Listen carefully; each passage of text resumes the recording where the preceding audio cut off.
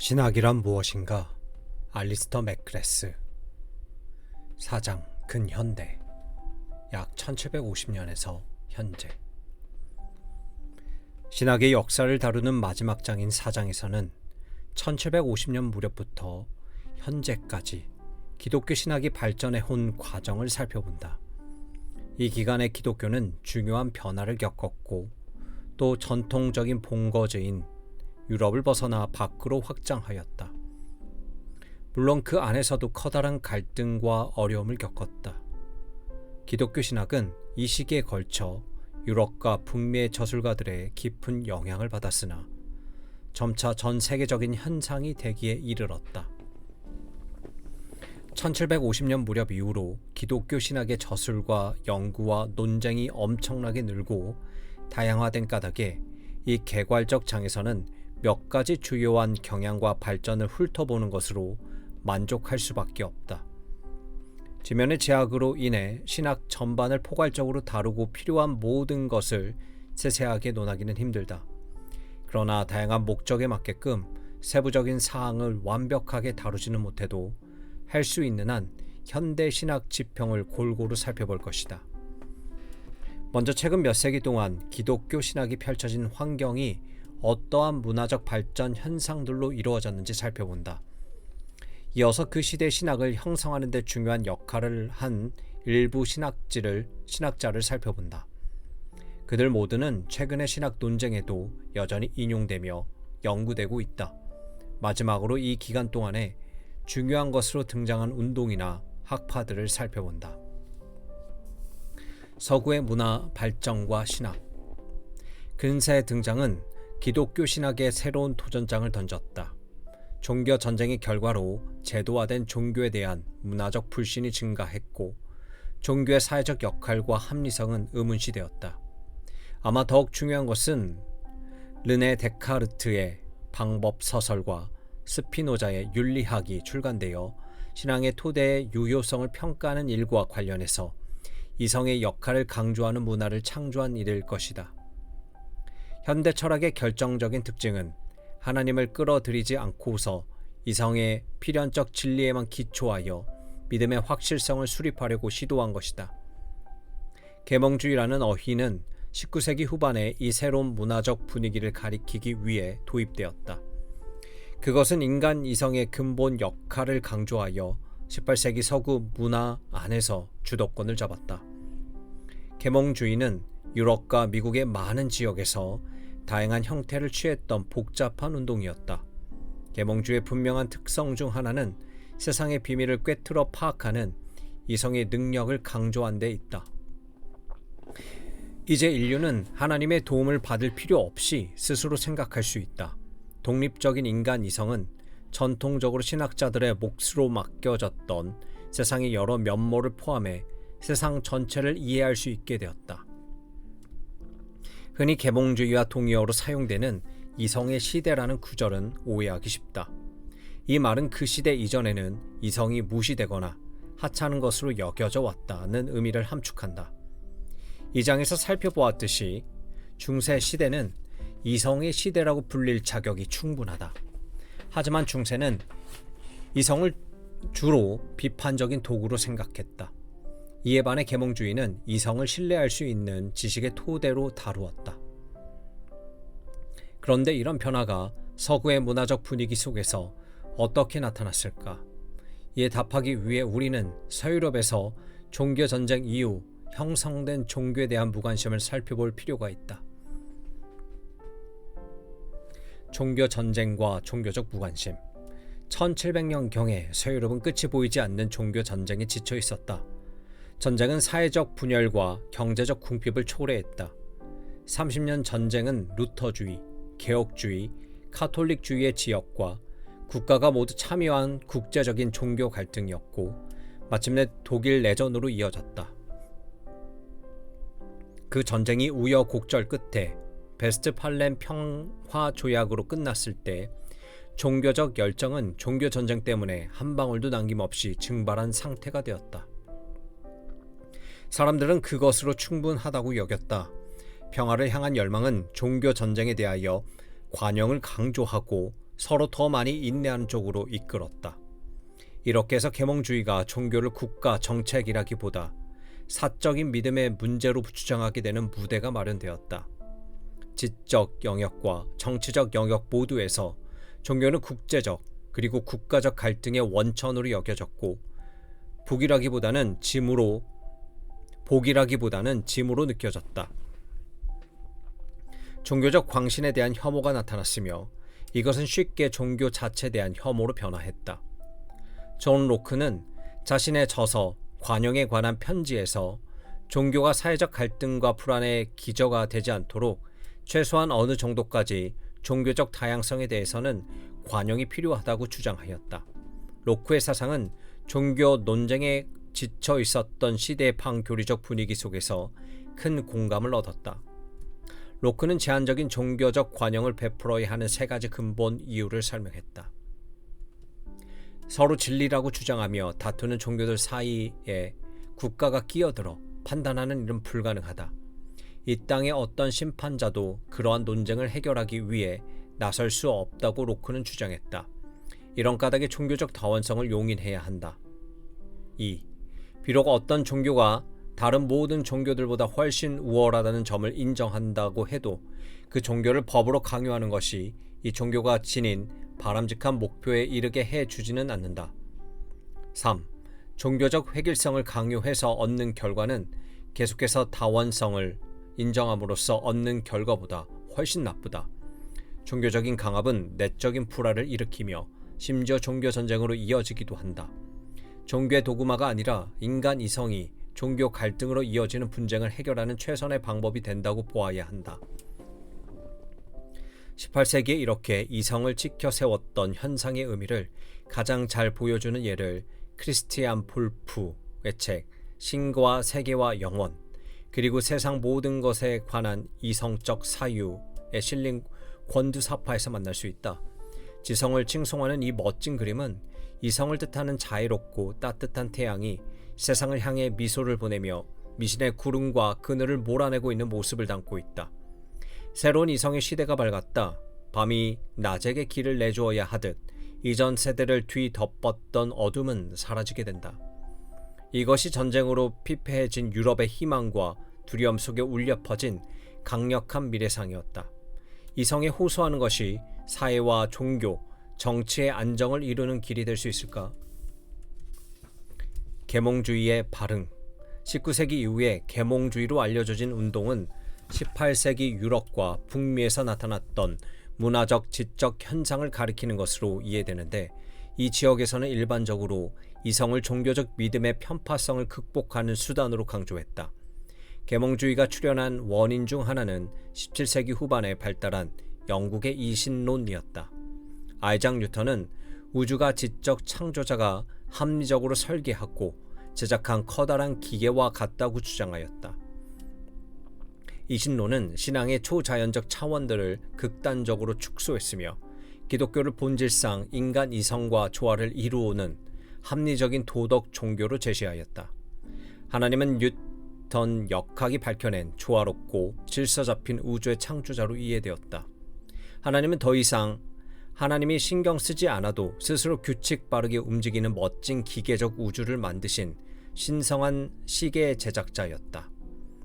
영국의 많은 저술가들이 인간의 영혼 속에 이성을 판단과 도덕의 토대로 심어 놓은 창조자 하나님이라는 개념을 채용한 종교 이론들 개발하였다.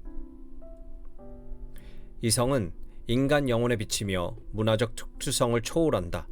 인간 이성의 자립성에 대한 확신이 점차 커짐에 따라 계몽주의 사상가들은 자신들이 기독교 신앙에 지닌 불필요한 초자연적 짐으로 여겨왔던 것을 이제는 처리할 수 있다고 믿었다. 계몽주의자들의 이러한 믿음은 몇 가지로 구분되는 단계를 거치며 발전하였다. 19세기 후반 계몽주의가 펼친 주장의 첫째 단계는 기독교의 믿음은 합리적이라는 것, 따라서 비판적 검증을 능히 견뎌낼 수 있다는 것이었다. 이런 유형의 이론은 존 로크의 기독교의 합리성과 18세기 초 독일의 몇몇 철학 학파의 사유 안에서 볼 수 있다. 기독교는 자연 종교를 합리적으로 보완해준다. 이렇게 해서 하나님의 계시라는 개념은 확증되지만 반면에 계시만이 진리에 접근하는 배타적인 길을 제시한다는 사상은 거부되었다. 계몽주의가 펼친 주장의 둘째 단계는 기독교의 기본 개념들은 합리적이라는 것, 따라서 이성 자체에서 이끌어낼 수 있다는 것이다. 신의 계시라는 개념에 호소할 필요가 전혀 없었다. 존 톨랜드의 신비롭지 않은 기독교와 매튜 틴들의 창조만큼이나 오래된 기독교에 따르면 기독교는 본질상 자연 종교의 복사판이었다. 기독교는 자연 종교를 초월하는 것이 아니라 자연 종교의 한 가지 사례일 뿐이다. 이른바 계시 종교는 사실 이성으로 자연을 성찰함으로써 알 수 있는 것들을 재확인한 것에 불과하다. 계시는 계몽된 이성이 이미 알고 있는 도덕적 진리들을 합리적으로 다시 밝힌 것일 뿐이다. 18세기 중엽에 본질상 완성된 이런 변화의 마지막 셋째 단계에서 계몽주의를 이끄는 대표자들은 확신에 찬 나머지 계시를 판단하는 이성의 능력까지 확증했다. 1794년과 1807년 사이에 3부작으로 출판된 토마스 페인의 이성의 시대는 많은 사람들에게 그 입장을 드러내는 고전적 진술로 여겨진다. 이성과 자연은 우리가 알 필요가 있는 모든 것을 가르쳐준다. 계시나 지적 권위를 내세우는 다른 모든 주장들은 기만적인 허위라고 여겨져 배척되었다.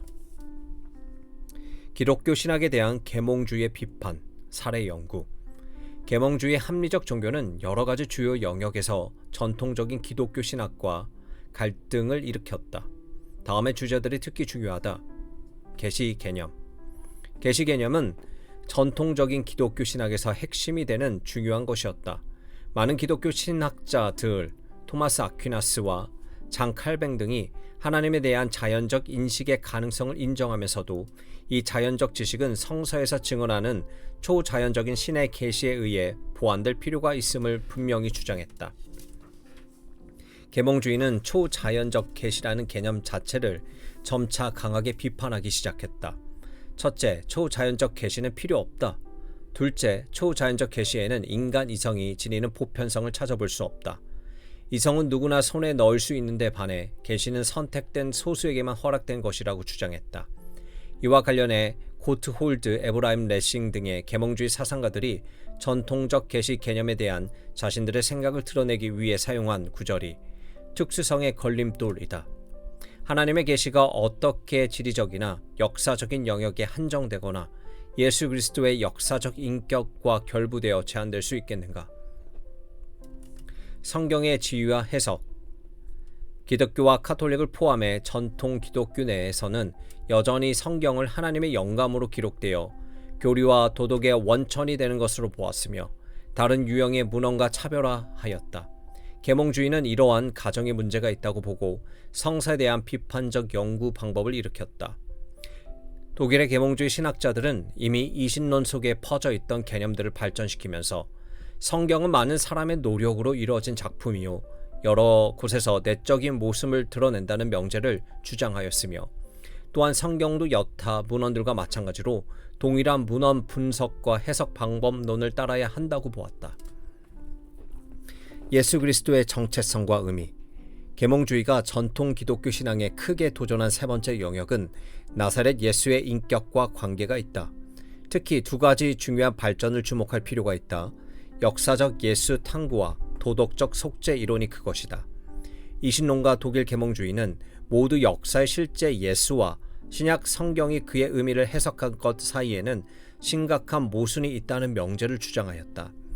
인간의 초자연적 구속자라는 성서적 초상 밑바탕에는 평범한 인물, 상식을 지닌 탁월한 교사가 숨어 있다는 것이다. 계몽적 합리주의에서 초자연적 구속자는 받아들일 수 없었지만 계몽된 도덕 교사라는 관념은 그렇지 않았다. 라이마투스를 비롯한 여러 학자들은 신약 성경에 나오는 예수에 관한 기록 너머로 들어가 훨씬 더 평범하고 인간다운 예수, 곧 그 시대의 새로운 정신이 받아들일 수 있는 인물을 밝혀내는 것이 가능하다고 주장하였다. 계몽주의 사상가들이 예수에 관한 전통적인 관념을 비판한 두 번째 요소는 그의 죽음의 의미, 보통 속죄론이라고 불리는 신학 분야와 관계가 있다. 예수의 십자가 죽음은 자기 희생과 헌신을 탁월하게 보여주는 도덕적 모범이요, 그를 따르는 이들에게도 그처럼 자기 희생과 헌신을 실천하도록 고무하는 것으로 재해석되었다. 전통 기독교에서는 예수의 죽음 그리고 부활이 그의 종교적 가르침보다 훨씬 더 본질적인 중요성을 지닌 것으로 생각하는 데 반해 계몽주의에서는 그의 죽음을 부차적인 것으로 깎아내리고 부활을 부정하고는 그의 도덕적 가르침을 강조하였다. 삼위일체론, 삼위일체 하나님, 성부, 성자, 성령의 교리는 계몽주의 사상가들에게 크게 조롱당했다. 그들은 삼위일체론이 논리상 불합리한 것이라고 주장하였다. 합리적인 사람이 어떻게 그처럼 수학적으로 말도 안 되는 주장을 받아들일 수 있겠는가? 합리주의의 거센 비판 앞에서 많은 전통주의 기독교 사상가들은 이런 시대적 흐름 속에서는 삼위일체론을 효율적으로 옹호하는 것이 불가능하다고 여겨 이 개념을 멀리하게 되었다. 삼위일체론이 다시 부흥한 때가 계몽주의 영향력이 쇠퇴하기 시작하던 20세기였다는 사실을 주목할 필요가 있다. 기적에 대한 비판. 기독교의 전통적인 변증론에서는 신약 성경의 초자연적 증거들, 그 중에서도 최고의 증거인 부활을 근거로 삼아 예수 그리스도의 정체성과 의미를 논했다. 뉴턴주의 가장 중요한 지적 유산이라고 할 만한 것이 우주의 기계론적 질서와 체계를 새롭게 밝혀낸 것인데, 그로 말미암아 신약 성서에서 기록된 기적 사건들, 그 중에서도 특히 나사렛 예수의 부활의 의문이 제기되었다. 데이비드 휴메의 기적에 관하여는 증거에 의거해 기적의 불가능성을 입증한 연구로 널리 인정되었다. 휴먼 주장하기를 신약 성서에 나오는 부활 같은 기적들과 상응하는 현상이 오늘날에는 발행하지 않으며, 따라서 신약 성서의 독자들은 그러한 기적에 대한 증거라고 사람들이 내세우는 것에 전적으로 의존할 수밖에 없다고 하였다. 그러한 기적에 상응하는 일이 일어나지 않는 오늘날, 인간의 증언만으로는 결코 어떤 기적이 발생했음을 입증할 수 없다는 것이 휴메의 논지였다. 이와 비슷하게 프랑스의 합리주의 사상가 드니 디드로도 파리 시민이 모두 나서서 죽은 남자가 다시 살아났다고 보증한다 하더라도 자기는 결코 그 말을 믿지 못하겠다고 단언하였다. 원죄 부정. 인간의 본성은 타락했으며 결점투성이라고 주장한 전통주의 원죄론에 대해 계몽주의는 격렬하게 반박하였다. 볼테르와 자크 루스와 같은 프랑스 계몽주의 대표적 인물들은 이 교리가 인간의 능력과 관련해 비판주의를 키우고 나아가 인간의 사회 정치적 발전을 저해하며 자유방임적인 태도를 조장한다고 비판하였다. 독일 계몽주의 사상가들은 이 교리가 역사적으로 비교적 후대인 4, 5세기 때에 히포의 아우구스티누스에게서 나왔다는 사실을 근거로 비판했는데, 그들은 이 사실이 원죄론의 영구한 타당성과 적합성을 부정한 것이라고 보았다. 악의 문제. 계몽주의 시대에 와서 세상에 존재하는 악을 이해하는 태도가 근본적으로 변화하였다. 중세 때에는 악의 존재가 기독교 일관성에 위협이 되는 것으로 생각하지 않았다. 자비롭고 전능하신 하나님과 악이 동시에 존재하는 데서 비롯되는 모순은 믿음에는 장애가 되지 않았다. 계몽주의가 등장하면서 이러한 상황이 급작스럽게 바뀌었다. 악의 존재는 기독교 신앙의 신뢰성과 일관성을 위협하는 도전으로 변화하였다. 볼테르의 소설 캉디드는 자연적 악으로 말미암아 기독교 세계관에 제거된 난제들을 분명하게 다룬 많은 작품 가운데 하나다. 독일 철학자 고프트리트 벨헬름 라이프니츠가 고안한 신정론이라는 용어가 등장한 것이 이 시대였으며, 이 사실은 악의 존재가 계몽주의 종교 비판에서 새로운 중요성을 지니게 되었다는 것을 말해준다. 마르크스주의, 기독교에 맞선 지적 경쟁자. 현대 등장한 세계관들 가운데 가장 중요한 것에 속하는 마르크스주의는 20세기 기독교 신학에 아주 커다란 영향을 끼쳤다. 대표적인 경우는 라틴 아메리카의 해방신학과 1960년대에 위르겐 몰트만이 제안한 희망의 신학이다. 따라서 이 운동의 면모가 어떠한지, 그리고 이 운동이 기독교 신학에 어떤 의미를 지니는지 이해하는 것이 중요하다. 칼 마르크스는 1844년에 발표한 경제학 철학 수구에서 종교 일반은 사회 경제적 조건들에 대한 직접적 반응이라는 논지를 펼쳤다. 종교의 세상은 현실 세계 반영일 뿐이다.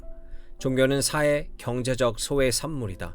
종교는 그러한 소외로부터 생겨나며 동시에 대중들이 자신의 상황을 깨닫지 못하고 또 그에 대해 행동하지 못하도록 정신을 중독시킴으로써 그러한 소외를 조장하기도 한다. 종교란 사람들이 자신이 처한 경제적 소외를 참아내게 해주는 위로거리다. 만일 그러한 소외가 존재하지 않는다면 종교적인 믿음이나 실천을 부추기는 일도 없을 것이다. 1917년의 러시아 혁명은 마르크스주의가 그렇게도 바랐던 돌파구를 열어주었다. 그러나 마르크스주의가 소련 내에서 수정된 형태로 자리 잡기는 했지만 다른 곳에서는 성공을 거두지 못한 것으로 드러났다. 제2차 세계대전 후 동유럽에서 마르크스주의가 성공을 거둔 것은 그 지역의 정치적인 혼돈과 소련의 군사력이 주 요인으로 작용했기 때문이다. 그 지역 국가들에게 이루어진 마르크스주의 실험은 1970년대와 80년대 경제적 실패와 정치적 퇴보라는 결과로 이어졌으며 그것은 곧바로 이 새로운 철학에 대한 환멸을 낳았다. 유럽에서 마르크스주의는 쇠퇴의 나락으로 빠져들었다. 마르크스주의의 주요 옹호자들은 정치적인 경험이 없고 노동계급의 기반을 잃어버린 추상적인 이론가들로 대체되었다. 사회주의 혁명이란 이상은 점차 호소력과 신뢰를 상실하였다. 미국과 캐나다에서는 마르크스주의가 대략 1970년대부터 1990년대까지 학계에 큰 영향을 끼치기는 했지만 사회적으로는 애초부터 힘을 거의 얻지 못했다. 그러나 마르크스의 이념들은 현대 기독교 신학 속에서 알맞게 수정된 형태로 새로운 활로를 찾았다. 라틴 아메리카에서 나온 해방신학은 진짜 마르크스주의라고 부를 수는 없어도 그 나름대로 제대로 된 마르크스주의의 통찰을 도입했다고 볼 수 있다. 해방신학에 대해서는 뒤에서 다시 살펴본다. 다원주의, 인간의 기원을 밝힌 새 이론. 영국의 박물학자 찰스 다윈은 그의 책 종의 기원에서 생물 종들의 기원에 관한 새로운 이론을 주장함으로써 전통적인 기독교 믿음에 대해 특히 대중들이 널리 받아들이고 있던 믿음의 내용들의 근본적인 의문을 제기하였다. 대중적인 기독교에서는 예를 들어 윌리엄 페알리의 저서에서 나타난 것 같이 하나님이 특별한 창조 행위를 통해 만물을 개별적으로 창조했다고 주장한 데 반해 다윈은 오랜 시간에 걸쳐 이루어진 진화를 주장하고 이 진화를 통해 새로운 종이 등장했다고 제안하였다. 페일리는 자연의 복잡성이 설계자 하나님이 존재한다는 증거가 된다는 주장을 폈다. 예를 들어 사람들이 정교한 구조는 설계자이자 창조자인 하나님의 지혜를 분명하게 보여준다. 다윈의 이론은 이처럼 자명해 보이는 자연의 설계를 다른 방식으로 설명하였으며 따라서 페일리 이론의 신뢰성을 심각하게 손상시켰다. 그러나 이런 생각과는 달리 다윈이 한 일은 일부 대중적인 신학의 오류를 입증한 것에 불과하다고 주장하는 사람들이 있었다. 이 주장에 따르면 사려 깊은 신학 유형들은 다윈의 이론에서 아무런 영향도 받지 않았다. 예를 들어 저명한 저술가인 찰스 킹즐리는 주장하기를 실제로 다윈이 한 일은 생명의 새 터전을 열어놓은 것이라고 하였다. 지금까지 우리는 하나님께서 매우 지혜로우셔서 모든 만물을 지으실 수 있는 분이라고 알았다. 그런데 이제 보니 그분은 그보다 훨씬 더 지혜로우셔서 만물이 스스로 이루어갈 수 있도록 해놓으셨다. 흔히 다윈을 가리켜 신앙을 새로운 위기에 빠뜨린 사람이라고 말하는데 역사를 살펴보면 그렇게 말할 수 있는 증거는 생각보다 빈약하다. 오늘날 우리가 부딪히는 논쟁 가운데 많은 것이 훨씬 최근에 나타난 일들이며 특히 미국 내 여러 가지 종교적 갈등에서 비롯된 것들이다. 이 문제는 나중에 논의할 것이다. 다원주의는 신학적으로 특히 중요한 세 가지 문제를 제기했는데 학문적 신앙은 이 문제를 지금까지도 계속 논의 중이다. 1. 창세기 처음 두 장은 어떻게 해석되어야 할까? 대중적인 종교 저술가와 설교자들은 흔히 그 본문이 역사적 사건을 문자적으로 기술하고 있다고 해석했다. 그렇다면 이 이야기들의 주인은 어떻게 평가되어야 할까? 2. 다윈은 현재 인류가 자연 안에서 차지하는 지배적 주의가 역사적 우연이며 진화가 계속해서 전개됨에 따라 인류는 그 주의를 잃을 수 있다고 암시했다. 이것을 받아들이면 인류는 어떤 의미에서 하나님의 창조의 정점으로 말해질 수 있을까? 3. 다윈의 성찰은 긴 진화 과정에서 엄청난 낭비가 있었음을 강조한다. 이 주장은 새로운 신학적 주제가 되지 않았던 반면에 세계 내에 존재하는 고통의 문제에 대해 새로운 의미를 제시하였다. 제1차 세계대전 위기의 신학. 1914년 6월 28일 오스트리아의 대공작 프란츠 페르디난드가 세르비아의 국수주의자에 의해 암살되었다. 그는 오스트리아 헝가리 왕자의 상속자였는데 이 사건은 엄청난 국가 간 갈등을 촉발했다. 그 당시 유럽의 강대국들은 한 국가의 전쟁 선언이 사실상 유럽 전체 갈등으로 확실히 이어지는 조약상의 의무로 서로 연결되어 있었다. 그 사건이 일으킨 갈등과 파괴의 무대가 전대미문의 규모로 컸기 때문에 영어권 국가들은 그것에 세계대전이라는 이름을 붙여주었다. 세계대전이 끝나자 상당한 사람들이 미몽에서 깨어났다. 그렇게 막대한 자원과 인명을 소비한 전쟁 비용이 과연 그만큼의 가치가 있는 것인가? 제1차 세계대전이 유럽 문화에 준 충격은 아무리 과장해도 지나치지 않았다. 전쟁 직후의 시기는 19세기의 문화적 유산이 최종적으로 붕괴되는 것을 목격한 시대로 널리 인식되었다. 그 충격은 지적 창조 활동의 모든 영역을 혼돈 충격파로 동반했다. 세계대전의 가장 중요한 신학적 결과 중 하나는 스위스의 개신교 신학자 칼 바르트와 관련된 위기의 신학이었다. 독일에서 신학을 공부했던 바르트는 자유주의 개신교에서 발견했던 이전의 지배적인 신학 방법의 환멸을 느끼게 되었다. 흔히 문화 개신교라고 불렸던 이 신학 이론은 문화의 흐름에 철저히 순응하였다. 바르트는 세계대전이 그런 신학의 신뢰성을 철저히 무너뜨렸다고 보았다. 동시대의 문화적 규범들의 뿌리를 내린 신학이 어떻게 그런 문화 규범들을 비판하고 나설 수 있겠는가? 세계대전의 여파를 느끼며 스위스의 작은 마을 자펠빌에서 개혁교회 목사로서 목회할 때 발전시켰던 바르트 자신이 신학 방법은 하나님과 문화 사이의 불연속성에 강조점을 두는 것이었다. 그는 이렇게 선언했다. 하나님과 인간 문화 사이에서 빙하의 크레바스와 같은 틈이 있고 이 틈은 오직 하나님 편에서만 연결될 수 있다. 인간의 문화는 결코 하나님에 대한 진정한 지식의 기초가 될 수 없다. 덴마크의 철학자 세렌 키르케고르의 표현을 인용하면서 바르트는 하나님과 인간 사이에 무한한 질적 차이가 있다고 주장했다. 구약 성서의 예언자처럼 바르트는 하나님의 전적 거룩성과 그분이 인간 일반으로부터 특히 인간의 문화로부터 아주 멀리 떨어져 계신다는 점을 강조했다. 하나님은 인간 너머에 그리고 모든 인간적인 것에 대한 무한한 질적 구분 안에 계시며 우리가 하나님이라고 이름 붙이고 경험하고 상상하고 예배하는 것과 결코 동일하지 않으시다. 바르트는 철저히 상상 파괴적인 신학 방법, 곧 하나님을 자연 세계와 인간의 문화에 연결하려는 모든 시도를 거부하는 신학 방법을 채택했다. 하나님은 오직 하나님 자신이 알려지도록 선택하신 방법을 통해서만, 달리 말하면 하나님의 자기 계신 예수 그리스도 안에서만 알려지신다. 여러 사람이 바르트를 따랐는데 그 가운데 한 사람인 프리드리 고가르테는 1920년에 우리 문화의 위기라는 주제로 강연을 하면서 당시 유럽 문화의 위기는 하나님과 세상 사이에 절대적인 구분을 명료하게 드러내 보이는 하나님의 멸절하시면서 창조하시는 행위라고 보아야 한다고 주장하였다.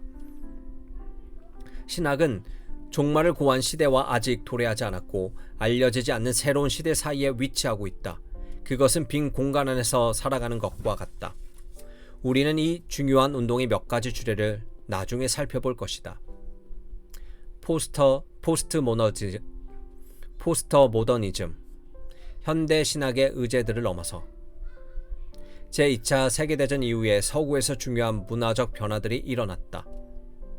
변화는 일반적으로 계몽주의의 확고한 전제들 가운데 많은 부분을 제거하는 작업을 포함하고 있었다. 1980년경부터 포스트 모더니즘이라는 용어가 이 문화적 변화를 가리키는 데 널리 사용되었다.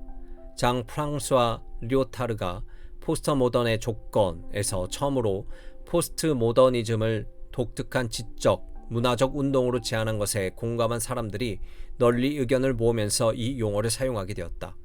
그러면 포스트 모던의 조건은 무엇인가? 그것이 기독교 신학에 대하여 함축하는 의미는 무엇인가?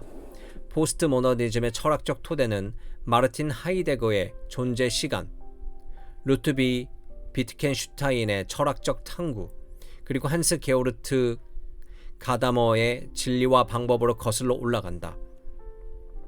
이 작품들의 공통되는 특징은 철학이 명제에 의존할 때 그 명제의 진리는 증명될 수 있는 것이 아니고 단지 가정될 뿐이라는 사실을 인식함으로써 인간 지식의 궁극적 토대가 반드시 필요하다는 주장을 거부하는 것에서 볼 수 있다.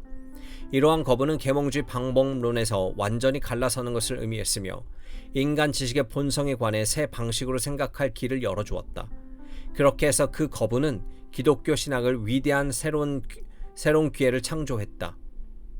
그것은 특수성의 걸림돌 같은 현대적 관념에 대한 도전, 그리고 모든 믿음은 이성적으로 증명될 수 있어야 한다는 요청에 대한 도전을 뜻했다.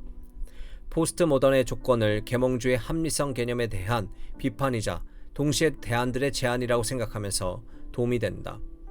리오타르는 포스트 모던의 조건이 거대 서사에 대한 불신을 특징한다고 주장했다.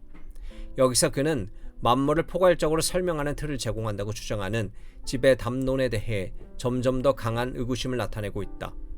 리오타르는 계몽주의가 다른 내러티브들을 예속시키고 조직화하고 설명하는 내러티브를 찾으려 했던 것이 부분적으로는 자기 정당화의 문제에 지나지 않는다고 주장했다. 계몽주의자들이 이성의 호소에서 무지와 미신을 극복했다는 이야기를 들려준 것은 계몽주의 자체를 정당화하려는 시도에 그쳤다는 것이다. 이 주제들은 최근에 포스트 모던 운동 내에서 나온 많은 저설들을 통해 퍼져나가고 있다. 포스트 모던 철학자들은 보편적 인간 이성이 진리와 정의를 추구하는 중립적이고 객관적인 관점이라고 주장하는 소위 계몽주의 프로젝트의 근본적인 의혹을 제기했다. 인간 이성이 절대적이고 보편적이라는 사상은 도전의 대상이 되었다. 거대 서사는 권력 구조를 통해 영향력을 확보한 단순한 내러티브에 지나지 않는다는 것이다. 진리가 보편적 합리성에 기초하고 있다는 사상도 거부되었다. 이성은 특정 사회나 제도의 중심 서사와 권력 구조들에 비추어 규정된 상황적이고 상대적인 문제라고 보아야 한다. 거대 서사는 해방으로 이끌지 않는다. 오히려 다양한 형태의 전제주의를 합법화하고 강할 뿐이다. 이와 연관된 것으로 텍스트의 의미를 다룰 때 고정되거나 절대적 의미를 획득하는 것은 불가능하다고 주장하는 이론이 있다. 미셸 푸코, 장 부드리야르, 자크 데리다와 같은 저술가들은 언어는 궁극적으로 자의적이고 변덕스러우며 제멋대로라고 주장하였다. 언어는 어떠한 포괄적이고 절대적인 언어 법칙에도 근거하지 않으며 따라서 의미를 밝혀낼 능력이 없다. 보드리야르의 주장에 의하면 현대 사회는 인위적인 기호 체계들로 이루어진 끝없는 그물망에 사로잡혀 버렸는데 그러한 기호 체계들은 아무런 의미도 담고 있지 않으며 그저 그것을 만들어낸 사람들의 신념 체계를 영속화시킬 뿐이다. 이러한 경향을 제대로 폭로하면서 그 경향이 텍스트나 언어와 얽혀 있음을 드러내 보여주는 포스트 모더니즘의 한 흐름이 해체 이론이다. 해체 이론이란 텍스트를 작성한 저자의 정체성과 의도는 그 텍스트의 해석과는 전혀 상관없는 것이며 나아가 그 텍스트 속에서는 어떤 식으로든 불변의 의미를 발견할 수 없다고 주장하는 비판적 방법론이다. 텍스트의 독해를 다루는 이 이론의 바탕에서 두 개의 일반적인 원리를 볼 수 있다. 1. 글로 쓰인 모든 것은 저자가 생각하지 않고 또 의도하지도 않았던 의미들을 전달할 수가 있다. 2. 저자는 원래 자기가 의도한 의미를 정확하게 글로 표현할 수 없다. 그렇다면 이 원리는 기독교 신학에 어떤 의미가 있을까? 1980년대와 90년대의 포스트 모던 전환에 의해 특히 다음과 같은 신앙의 두 영역이 영향을 받았다. 성경 해석. 전통적인 성경 해석학은 역사 비평적 방법이 주도해 왔다. 19세기에 발전한 이 방법은 복음서 본문들의 삶의 자리를 확인하는 것과 같은 비판적이고 역사적인 방법의 적용을 중요하게 여겼다. 프랭크 코모드와 헤럴드 블룸 같은 1980년대를 대표하는 문학 비평가들은 제도가 인정한 성경 해석이라든가 학문적으로 존경할 만한 성경 해석이라는 사상에 도전했다. 따라서 성서 텍스트에는 의미, 교회가 권위를 부여한 것이나 학문 공동체가 주장한 것이든 있다는 주장은 포스트 모더니즘 내에서 심각하게 의심스러운 것으로 대접받았다. 그렇지만 스탠리 피쉬가 소개한 해석 공동체라는 개념은 성경 해석과 관련해 중요한 의미를 지닌다. 이 개념은 텍스트를 읽는 특정한 방식을 중심으로 어떻게 공동체가 형성되는지를 강조한다. 조직신학. 포스트 모더니즘은 본질상, 본성상 체계화라는 개념이나 의미를 발견했다는 주장에 대해 적대적이다. 마크 테일러의 책 실수하기는 포스트 모더니즘이 조직신학에 미친 영향이 어떠한지를 잘 보여준다. 테일러는 신학적 체계를 구축하는 전통적 방식이 아니라 실수학이라는 이미지를 사용해 진리나 의미 문제들을 다가치적 관념에서 다루는 반조직적인 신앙을 발전시켰다. 테일러의 연구는 프리드리 니체가 선언한 신죽음의 결과들을 탐구한다. 이러한 기초 위에서 테일러는 자아, 진리, 의미와 같은 개념들을 제거할 것을 주장한다. 언어는 어떤 것도 지시하지 않으며 진리는 어떤 것과도 대응하지 않는다. 그러나 이 주제들에 대한 최근의 성찰은 위에서 언급한 과거의 반응들이 예상하는 것보다 기독교 신학이 포스트 모던의 맥락에서 더욱 효과적으로 다루어질 수 있다는 것을 보여주었다. 어떤 사람은 포스트 모더니즘을 압제자로 보지만 많은 사람은 그것을 계몽주의적 합리주의의 속박과 감금을 깨주는 해방자로 본다. 그 결과 신학적 탐구를 위한 새로운 범주가 열렸다. 예를 들어 내러티브 신학과 특히 신의 창조적이고 구속적인 활동의 이야기 속에서 인간 성황을 찾아내는 신의 연극과 같은 신학 사상이 새롭게 떠올랐다.